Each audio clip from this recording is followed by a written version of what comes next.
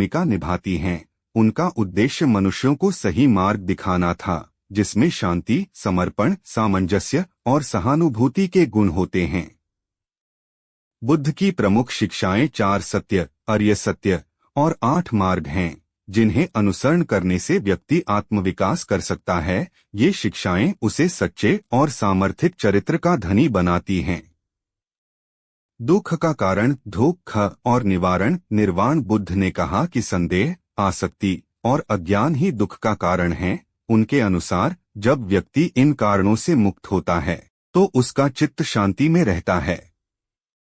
दर्शन, सत्य का ज्ञान। बुद्ध के अनुसार सत्य का ज्ञान हमें वास्तविकता को समझने में मदद करता है। यह हमें दुख से मुक्ति के मार्ग को पहचानने में सहायक होता है। निराकरण, क्रियाविष्टि की अपेक्षा की त्याग। बुद्ध ने संयम, अपरिग्रह और संतोष के माध्यम से आत्मा को स्वतंत्र बनाने की शिक्षा दी। मार्ग, यह 8 आदर्श 4 मार्गों को संग्रहित करता है। समयक दृष्टि, समयक संकल्प, समयक वचन, समयक कर्म, समयक आजीविका, समयक व्यायाम, समयक स्मृति और समयक समाधि। इन मार्गों का अनुसरण करने से व्यक्ति अपने चरित्र को विकसित कर सकता है और समाधान की स्थिति में पहुंच सकता है। भगवान बुद्ध ने संसार में शांति और प्रेम का संदेश दिया। उनका मानना है कि सभी अच्छे और बुरे कार्य मन के कारण उत्पन्न होते हैं। यदि मन संयमित हो जाए तो बुरे व्यवहार और अनीतियों के कोई स्थान ही नहीं रहेगा। इसलिए मन को सकारात्मक बनाना जरूरी है। उन्होंने कहा कि मन को सही दिशा में अग्रसारित करने के लिए योग साधना ही परम संजीवनी है। योग और ध्यान से शारीरिक और मानसिक विकार दूर होते हैं और स्वस्थ समाज का निर्माण होता है। यही महात्मा गौतम बुद्ध की शिक्षा का सार भी है। भगवान बुद्ध ने कहा है कि अतीत पे ध्यान मत दो, भविष्य के बारे में मत सोचो, अपने मन को वर्तमान क्षण पे केंद्रित करो। यह गुण मन में अध्यात्म का दीपक जलने से आता है।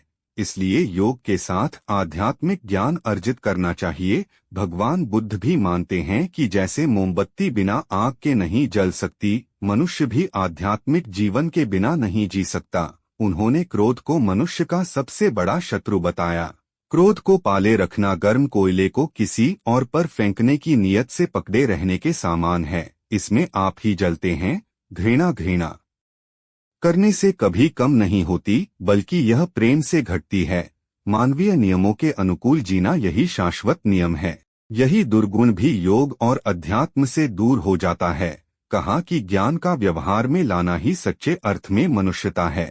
चाहे आप जितने पवित्र शब्द पढ़ लें या बोल लें, वो आपका क्या भला करेंगे जब तक आप उन्हें उपयोग में नहीं लाते। इसलिए अपने जीवन का संयमित करना अति आवश्यक है। भगवान बुद्ध ने स्वास्थ्य को अति महत्व दिया है। उनका मानना है कि बिना स्वास्थ्य के जीवन नहीं है। इसलिए स्वस्थ शरीर और मन होना चाहिए। स्वास्थ्य सबसे बड़ा उपहार है। संतोष सबसे बड़ा धन है।